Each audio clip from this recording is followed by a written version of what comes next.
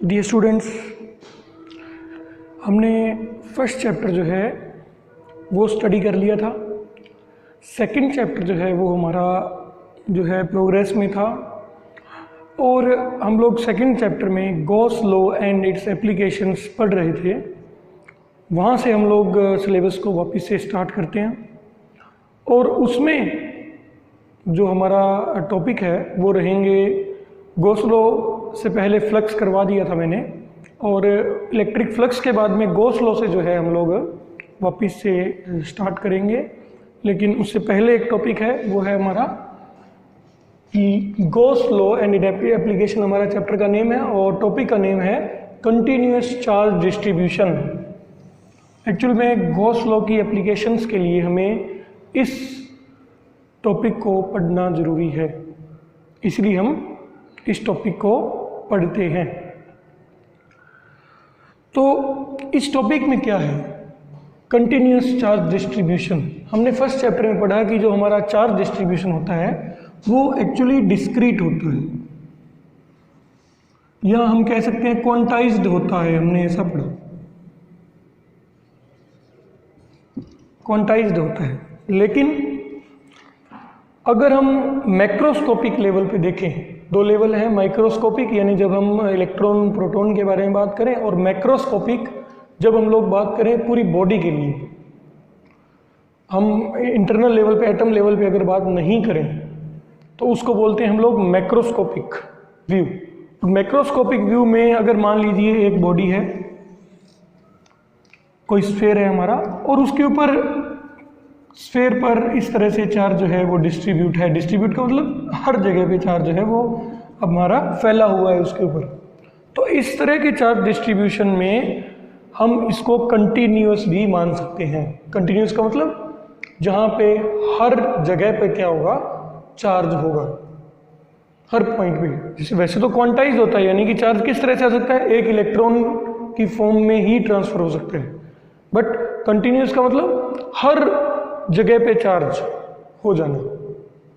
हालांकि एग्जैक्ट वे तो उसका जो है वो कौन सा है, क्वांटाइज्ड ही है। जैसे यहाँ पे अगर इस पोर्शन में चार्ज आएगा तो वो एक इलेक्ट्रॉन के लूज होने के कारण, या दो इलेक्ट्रॉन के लूज होने के कारण, या तीन इलेक्ट्रॉन के लूज होने के कारण ही आ सकता है। बट उस बात को हम कंसीडर नहीं करते हुए हम ये मान रहे हैं कि इसके ऊपर चार्ज आ गया है, पॉजिटिव चार्ज आया हुआ है। नंबर ऑफ इलेक्ट्रॉन को हम लोग कंसीडर इसमें कंटिन्यूअस में नहीं करेंगे। तो हम उसको कैसा मान सकते हैं कि सब जगह पे चार्ज पूरी तरह से फैला हुआ है, कंटिन्यूअसली फैला हुआ है। किसके लिए, जब हम व्यू को कौन सा लेंगे, मैक्रोस्कोपिक व्यू लेंगे। ये तब की बात हम लोग करते हैं, ठीक है। तो इस टॉपिक को हम लोग पढ़ते हैं इस तरह से, माइक्रोस्कोपिक व्यू में क्वांटाइज्ड, और मैक्रोस्कोपिक में हम इसको मान सकते हैं कंटिन्यूअस। कंटिन्यूअस का मीन पूरी जो सरफेस होगा उसका अपना स्फेरिकल शेल है मान लीजिए कोई, तो उसके पूरे सरफेस पे चार्ज कंटिन्यूअसली यानी हर जगह पर चार्ज जो है वो आया हुआ है, चाहे वो पॉजिटिव चार्ज हो चाहे वो नेगेटिव चार्ज हो, ठीक है। इस तरह से ये अपना मीनिंग है इसका कंटिन्यूअस चार्ज डिस्ट्रीब्यूशन का। और कंटिन्यूअस चार्ज डिस्ट्रीब्यूशन में हमारा फर्स्ट जो है वो पॉइंट आता है लीनियर चार्ज डिस्ट्रीब्यूशन।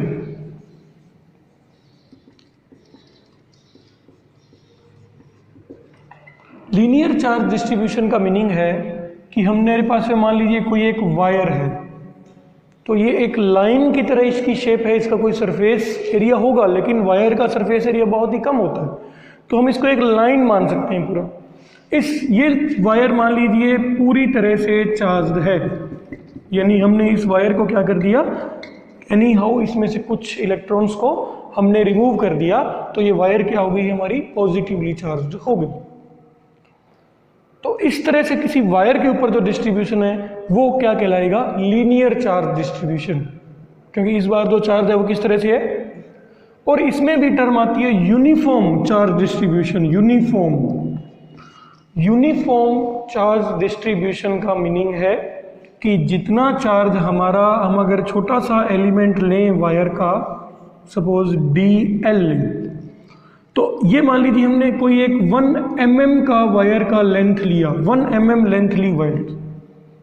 अगर हम किसी और जगह पे भी इतना ही लेंथ का एलिमेंट लें, यानी 1 mm का ही एलिमेंट लें, छोटा सा एलिमेंट लें, छोटा सा पार्ट लें, तो जितना चार्ज इस छोटी सी लेंथ में होगा उतना ही चार्ज इस लेंथ में भी होगा।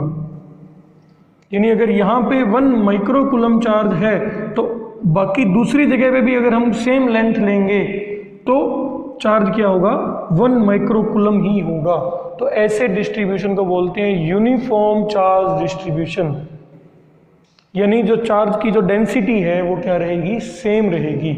और हमारी चार्ज डेंसिटी इस केस में कितनी होगी, चार्ज डेंसिटी जो है वो हमारी होगी lambda, it is equal to charge upon length. अगर हम स्मॉल एलिमेंट बात के लिए बात करें तो lambda will be equal to D Q upon D L, that means charge per unit length. Unit length में हमारा कितना चार्ज है, अगर 10 सेंटीमीटर की वायर है तो 1 सेंटीमीटर लेंथ में कितना चार्ज है, उसको क्या कहा जाएगा, लीनियर चार्ज डेंसिटी। इसको डिनोट किससे करते हैं, लैम्डा से। आपको कौन सी वैल्यू याद रखनी है, ये वाली वैल्यू आपको याद रखनी रहेगी इसके अंदर, lambda is equal to D Q upon D L.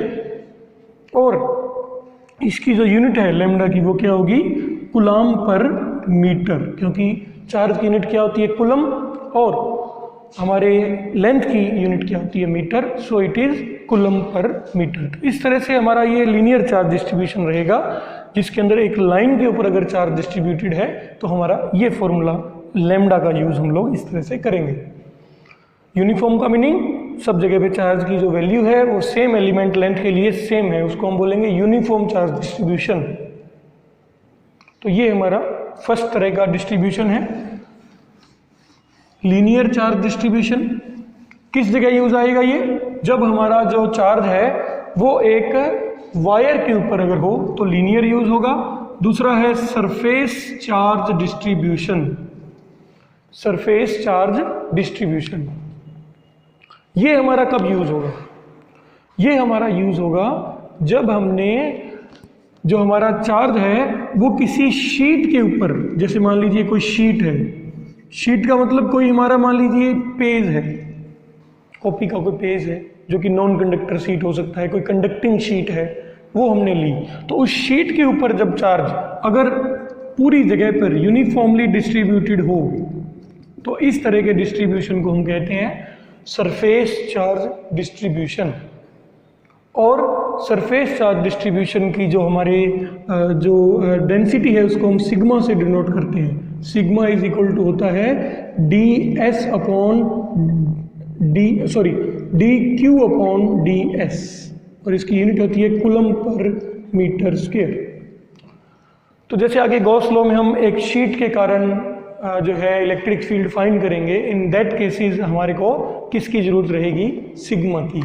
यहाँ पे भी डिस्ट्रीब्यूशन जो है वो कैसा है, यूनिफॉर्म है। यूनिफॉर्म का मतलब कि अगर हम कोई भी स्मॉल एरिया लें यहाँ पे, उतना ही एरिया यहाँ लें, तो दोनों जगह पे जो चार्ज की वैल्यू आएगी वो क्या होगी, सेम होगी। इसको हम बोलते हैं यूनिफॉर्म चार्ज डिस्ट्रीब्यूशन। ठीक है, तो उसके अंदर ये नेक्स्ट पॉइंट आया यूनिफॉर्म में, कौन सा, सेकेंड वाला, that is surface charge distribution. Okay, और इसकी डेंसिटी क्या होती है, sigma D Q upon D S. किस केस में यूज होगा ये, शीट के लिए।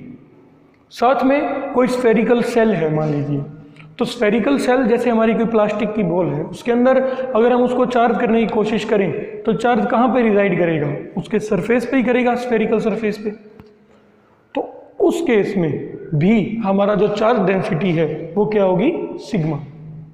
यहाँ पे इस बात से मतलब नहीं है कि उस चीज़ का वॉल्यूम है या नहीं है। जैसे कि स्फेयर का वॉल्यूम होगा, शीट का तो हम कह सकते हैं वॉल्यूम बहुत कम होगा क्योंकि उसका सिर्फ सरफेस एरिया है, लेकिन हमारे पास में स्फेयर का वॉल्यूम होगा।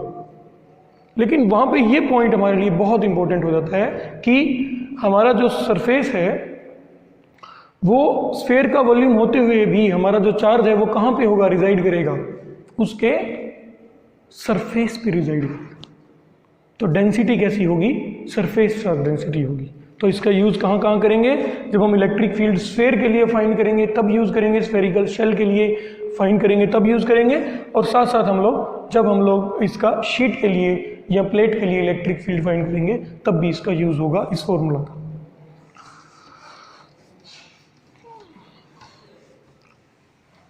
थर्ड जो हमारा टॉपिक है इसी में ही तीसरे टाइप का जो डिस्ट्रीब्यूशन है वो है volume charge distribution.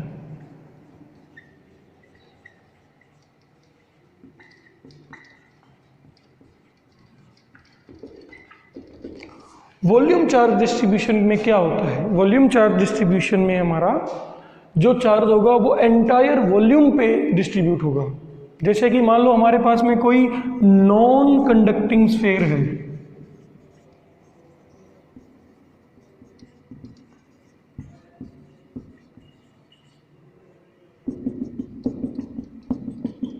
Non conducting sphere में हम किसका एग्जांपल ले सकते हैं? कोई रबर की बॉल है जैसे अपने पास में, उसमें सब जगह पे अंदर भी मटेरियल होता है, वो शेल नहीं है पूरी, उसके अंदर भी मटेरियल है। अगर हम उसको चार्ज करें और चार्ज यूनिफॉर्मली डिस्ट्रीब्यूटेड हो तो ऐसे डिस्ट्रीब्यूशन को बोलेंगे वॉल्यूम चार्ज डिस्ट्रीब्यूशन। और वॉल्यूम चार्ज डिस्ट्रीब्यूशन में हर जगह पे यानी उसके आउटर सरफेस पे भी और अंदर भी जो है वो चार्ज जो है उसके अंदर होगा, पूरे मटेरियल में हर जगह पे चार्ज कंटिन्यूअसली डिस्ट्रीब्यूटेड होगा और डेंसिटी को लिखा जाएगा रो से। वॉल्यूम चार्ज डेंसिटी का मतलब charge per unit volume, that means dq upon dv, और इसकी जो यूनिट होगी वो क्या होगी? कूलम पर मीटर क्यूब, रो। ये रो अपने को ध्यान रखना है। कब यूज होगा रो? वॉल्यूम चार्ज डिस्ट्रीब्यूशन कब यूज होगा? जब हमारे पास में स्फीयर कैसा है? नॉन कंडक्टिंग है, सॉलिड स्फीयर है, non conducting and solid sphere है, तब हमारा यूज होगा। एग्जांपल आप याद रख सकते हैं, कौन सा? रबर का बॉल जो है उसका आपने एग्जांपल याद रख सकते हैं। कुल मिला के हमारे पास में जो आगे एप्लीकेशंस ऑफ गॉस लॉ आएंगी, उन एप्लीकेशंस के अकॉर्डिंग हमारे पास में टोटली जो है एप्लीकेशन आएगी। जैसे हमको एक इनफाइनाइट लाइन चार्ज का यानी वायर का इलेक्ट्रिक फील्ड फाइंड करना है, वहाँ पे हमको इसकी ज़रूरत पड़ेगी। इसके बाद में हमको वहाँ पे हमको ज़रूरत पड़ेगी लीनियर चार्ज डिस्ट्रीब्यूशन की। उसके बाद में हमको शीट का इलेक्ट्रिक फील्ड फाइंड करना है, वहाँ पे हमारे को ज़रूरत पड़ेगी सरफेस चार्ज डेंसिटी वाले फॉर्मूले की। उसके बाद में हमारे को एक स्फेरिकल शेल का इलेक्ट्रिक फील्ड फाइंड करना है, वहाँ पे भी सरफेस चार्ज डेंसिटी यूज़ होगी। उसके बाद में हमको यहाँ पे जो है इसका यूज़ करना है वॉल्यूम चार्ज डिस्ट्रीब्यूशन का, जब हमें एक सॉलिड स्फीयर की, नॉन कंडक्टिंग सॉलिड स्फीयर की इलेक्ट्रिक फील्ड गॉस लॉ से फाइंड करनी रहेगी। तो ये हमारे आगे वाले चैप्टर के अंदर सिग्मा, रो, लैम्डा हम लोग यूज़ करेंगे चार्ज के लिए। तो इसी के साथ इस वीडियो में इतना ही। Thank you.